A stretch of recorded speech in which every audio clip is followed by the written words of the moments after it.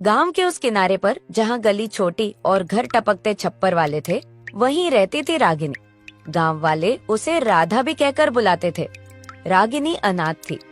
हर सुबह रागिनी पुराना टोकरा उठाकर वन की ओर चल पड़ती, लकड़ियां बटोरने, पानी लेने, जंगली फल चुनने। एक सुबह रागिनी ने वन की वो पग डंडी ली जहाँ छोटी छोटी घास के गुच्छे और जंगली ककड़ी पनपती थी। वह एक बड़े पेड़ के नीचे बैठकर लकड़ी बटोर रही थी। तभी एक अजीब सी शांति में इंसानी रूप दिखाई दिया, साधु जैसा कोई।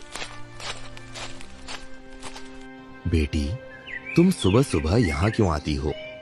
तुम्हारे कदम थके हुए दिखते हैं। बाबा, मैं यहाँ लकड़ियाँ लेने आती हूँ। थोड़े बहुत फल मिल जाते हैं तो मेरा गुजारा हो जाता है। तुम्हारे चेहरे पर कोई क्रूरता नहीं, पर परेशानी दिखती है। बताओ, तुम्हारा नाम क्या है? मेरा नाम रागिनी है बाबा। लोग मुझे कभी कभी राधा कहते हैं।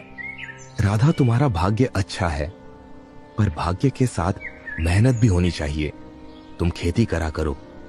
मेहनत बाबा, मैं तो दिन भर वन से लकड़ी बटोर कर बेचती हूँ, पर मेरे पास अपना खेत भी नहीं है। बिना खेत के मैं क्या करूँ? बेटी, खेत ना होने का मतलब यह नहीं कि तुम मेहनत नहीं कर सकती। मेहनत का मतलब केवल जमीन खोदना नहीं। मेहनत का मतलब अपने रोजमर्रा के काम में ईमान, हौसला और सही दिशा होना है। पर हाँ, अगर तुम्हारे हाथों में थोड़ी सी जमीन होती तो किस्मत बदलने की राह और भी खुलती। पर मेरे पास जमीन नहीं है बाबा। गांव के लोग कहते हैं कि हमारे घर ने कुछ भी नहीं छोड़ा। मैं कहाँ से जमीन लाऊं? कभी कभी किस्मत छोटे छोटे दरवाजों से आती है। मैं तुम्हें एक बात बताऊं, अगर तुम सचमुच मेहनत करोगी और मन से करोगी तो तुम्हें संकेत मिलेंगे। मैं आधा अधूरा उत्तर नहीं दूंगा, पर एक राह दिखा दूंगा। बताइए क्या करूं? मैं जो कुछ भी कर सकती हूं करूंगी। जाओ, गांव के बुजुर्गों के पास जाकर उनके काम में हाथ बटाओ। जान लो कि किस खेत की जमीन इस साल खाली पड़ी है। उनसे बातचीत करो। जो किसान अपनी फसल से व्याकुल है, उसके पास जाओ और उनकी मदद करो। अगर कोई खेत छोटा सा किराए पर मिलता है या कोई भूसा बोने को इच्छुक है तो तुम उसे अपनाओ। पर बाबा जी, लोग मुझे अनदेखा करते हैं। वे कहते हैं कि एक अनाथ लड़की से क्या काम होगा। बेटी, लोग क्या कहते हैं इससे फर्क नहीं पड़ता। फर्क पड़ता है कि तुम क्या करोगी। मेहनत का घाव कभी बेकार नहीं जाता। और एक बात, अगर कोई तुम्हें तेज तर्रार बुद्धि से देखता है तो उसे तुम्हें अपनाने में देर नहीं लगेगी। समझी? ठीक है बाबा, मैं कोशिश करूंगी। अगले कुछ दिनों में रागिनी ने गांव के बुजुर्गों के घरों में काम करना शुरू कर दिया। सुबह जल्दी उठकर दूध देना, खेतों से बीज जमा करने में मदद। उसने खुले दिल से काम किया और बिना शिकायत के सबके काम में हाथ बटाया। कुछ दिनों के बाद गांव के एक किसान गोपाल दास का ध्यान उसकी ईमानदारी पर गया। गोपाल दास का बड़ा बेटा शहर चला गया था और उसके छोटे छोटे खेतों में काम करने वाला भी नहीं था। उसने रागिनी को कहा, राधा, तू मेरी खेत में कुछ काम कर दे, मैं तुझे थोड़ी सी जमीन दिखा दूंगा। भैया, आप मुझे जमीन दे रहे हैं? नहीं बेटा, मैं जमीन मुफ्त नहीं दे रहा। बस मैं देखना चाहता हूं कि तुम किस तरह मेहनत करती हो। अगर तुमने सही से काम किया तो मैं कुछ दिन बाद तेरे लिए छोटा सा टुकड़ा दूंगा। ठीक है भैया, मैं पूरी लगन से करूंगी। इस प्रकार साधु की सलाह धीरे धीरे फल देने लगी। रागिनी को वन में मिलने वाला साधु एक मार्गदर्शक बन गया।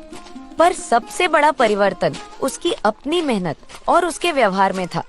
वह न केवल लकड़ी बटोरती बल्कि खेतों का काम सीखने लगी। एक सुबह जब रागिनी खेत पर हल्की बारिश के बाद मिट्टी की सुगंध में काम कर रही थी, गांव के लोग उससे बोले, राधा, आज शाम को गांव की सभा है, तू भी आना। सभा? पर मुझे क्यों? क्यों नहीं? तू मेहनती है, सबने देखा है। तेरी हिम्मत की सराहना करेंगे। रागिनी की दिल की धड़कन तेज हो गई, पर वह भीतर से खुश थी। सभा का दरवाजा उसके लिए एक नई दुनिया का संकेत था और शायद वहीं उसकी किस्मत की वह छोटी सी खिड़की थी जिसे साधु ने कहा था। सभा के बीच में गोपाल दास ने सबको बताया, इस लड़की ने खेत में मेहनत दिखाई है। मैं चाहूंगा कि उसे थोड़ी सी जिम्मेदारी दी जाए। एक खेत है छोटा सा, बीज बोने तक के लिए मैं इसे उसे कुछ दिन के लिए सौंपना चाहता हूँ। गोपाल दास, तू क्या कर रहा है? एक अनाथ लड़की को जमीन दे रहा है। खेती नहीं होती ऐसे। देखो लोगों, मैंने यह काम तभी किया जब मैंने उसकी मेहनत देखी। अगर वह असफल हुई तो मैं जिम्मेदार हूँ, पर अगर सफल हुई तो हम सबका मान बढ़ेगा। यह पहला मौका था जब किसी ने उसे मौका दिया। वह रात भर सो नहीं पाई। उसके मन में उम्मीद की लकीर उभर आई थी, पर समस्या यही थी, उसके पास बीज बोने के लिए धान ही नहीं था। उसने बाजार में जाकर मदद मांगी, कोई मदद नहीं करता। रागिनी बार बार गांव के घर घर जाकर भीख मांगने लगी, दाने के लिए, बीज के लिए, पर हर बार कुछ नहीं मिलता था।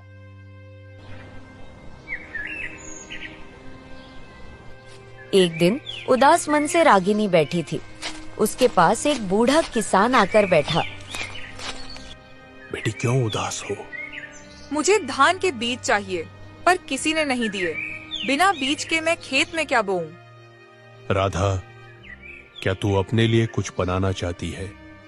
क्या तेरे पास कुछ भी ऐसा है जो तू खेत में बो सके? मेरे पास कुछ नहीं, बस घर में बचा हुआ थोड़ा सा भूसा है। पर भूसा से धान कैसे उगेंगे? बहुत लोग कहते हैं कि भूसा बोने से कुछ नहीं होगा, पर खेत का राज केवल बीज नहीं, देखभाल और लगन भी है। रागिनी ने मन ही मन सोचा, भूसा ही बो देती हूँ। वैसे भी साधु बाबा ने मेहनत करने को बोला है, कहीं मेरी मेहनत से धान उग जाए तो। दूसरे दिन रागिनी ने अपने छोटे से घर से जो भूसा बचा था वह खेत में लेकर आई।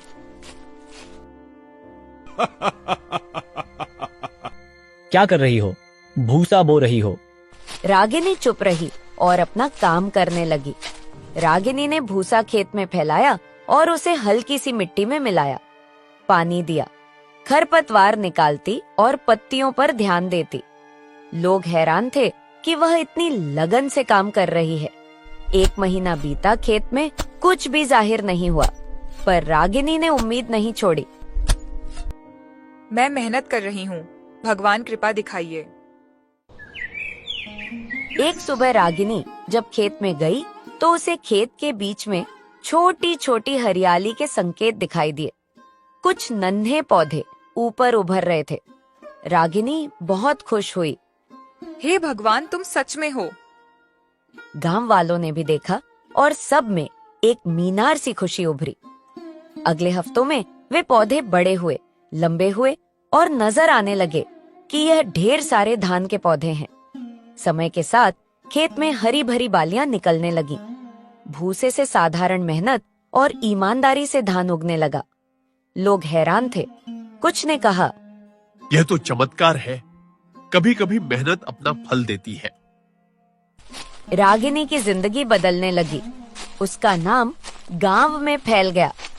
कुछ लोगों ने उसे कह दिया, तुम भाग्यशाली हो। यह मेरी मेहनत है और जो मदद मिली उसकी मैं आभारी हूँ। जब कटाई का समय आया तो खेत में सोने सी बालियां लहरा रही थीं। गांव वालों ने मिलकर कटाई की और रागिनी की खुशी का ठिकाना ना रहा।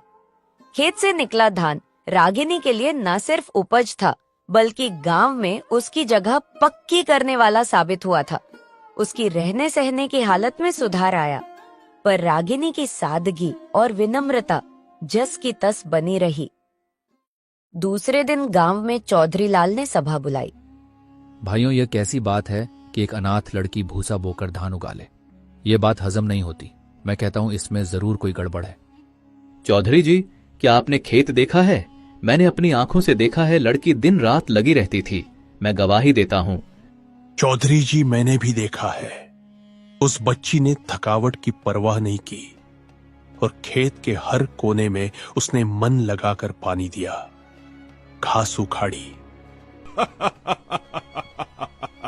अरे प्रसून, तुम बूढ़े हो गए हो, दुनिया देखी नहीं क्या? भूसे से धान कहाँ उगते हैं? ये सब किसी साधु बाबा का खेल है। गांव को ऐसे धोखे में नहीं रखना चाहिए। लड़की तो भली है, मेहनत भी करती है। अगर सच में उसने कुछ गलत किया होता तो खेत यूं चमकता। रागिनी भी वहाँ खड़ी थी।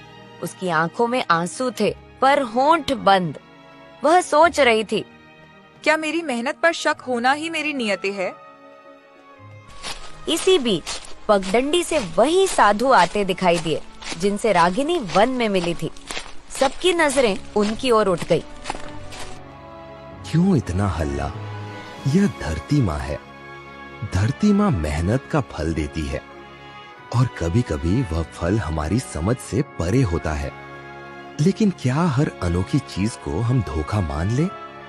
बाबा, आप तो परदेसी हो, आपको क्या पता है इस गांव की रीत? यहाँ भूसा बोकर धान नहीं उगते। अगर ये सच है तो साबित हो, अगली बार भी ऐसा कर दिखा ये लड़की। चौधरी, धरती का न्याय तुमसे बड़ा है। अगर यह लड़की अगली ऋतु में भी अपनी मेहनत से खेत हरा कर दे तो क्या तुम मानोगे कि यह उसकी सच्चाई है? हाँ हाँ, मान लूंगा।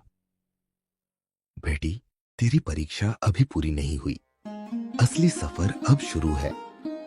बाबा, मैं डरती हूँ, पर अगर आप कहते हैं तो मैं हिम्मत करूंगी। उस रात रागिनी अपने टूटे फूटे घर में अकेली बैठी थी। मिट्टी की दीवारें जैसे उसकी धड़कन सुन रही हों। वह बुदबुदाई, क्या मैं फिर कर पाऊंगी? पहली बार तो जैसे भगवान ने मदद कर दी, लेकिन बार बार क्या वही होगा? अगर असफल हुई तो लोग कहेंगे मैं झूठी हूँ। अचानक उसे बूढ़े व्यक्ति की बातें याद आईं। मेहनत कभी बेकार नहीं जाती और साधु के शब्द गूंजे, दिल का खेत पहले उपजता है। रागिनी, तुझे रोने का हक नहीं। तुझे मेहनत करनी होगी, चाहे अकेली ही क्यों ना करनी पड़े। कुछ दिनों बाद रागिनी वन में फिर साधु से मिली। बाबा, इस बार लोग मुझे और कठोर परीक्षा दे रहे हैं। चौधरी लाल बीज रोकना चाहता है, मैं क्या करूं? बेटी, बीज सिर्फ अनाज का नहीं होता, बीज उम्मीद का भी होता है। जब दिल में विश्वास होता है तो भूसा भी बीज बन जाता है। तू अपने डर को बो और उसे पानी दे, देखना वो साहस बनकर उगेगा। बाबा, पर लोग, उनकी बातें, उनकी हंसी। लोग हंसते ही हैं, पर जब खेत लहराता है तो वही लोग गीत गाते हैं। याद रख, तेरी लड़ाई खेत से नहीं अपने मन से है। रागिनी ने प्रणाम किया। अब उसके चेहरे पर डर नहीं बल्कि दृढ़ संकल्प था। गोपाल दास की मदद से मिले थोड़े धान और कुछ अनाज जो रागिनी ने अपने हिस्से से बचाया था, यही उसका बीज बना। गांव फिर से तमाशा देखने इकट्ठा हुआ। देखो अब क्या कर पाती है यह लड़की। पिछली बार तो संयोग था। लेकिन रागिनी ने परवाह नहीं की। उसने धान बोया, खेत में दिन रात पसीना बहाया और पूरे लगन से अपने पौधों की रक्षा की। समय बीता और धान पहले जैसे ही उगी। चौधरी का मुंह बंद हो गया और रागिनी भी सफल हो गई। उसकी मेहनत रंग लाई। मुझे माफ कर दो रागिनी, मैंने तुम पर शक किया। कोई बात नहीं, मैं अनाथ थी इसलिए किसी ने मेरे ऊपर यकीन नहीं किया, पर मैंने अब साबित कर दिया कि इंसान अपनी मेहनत से हर चीज कर सकता है।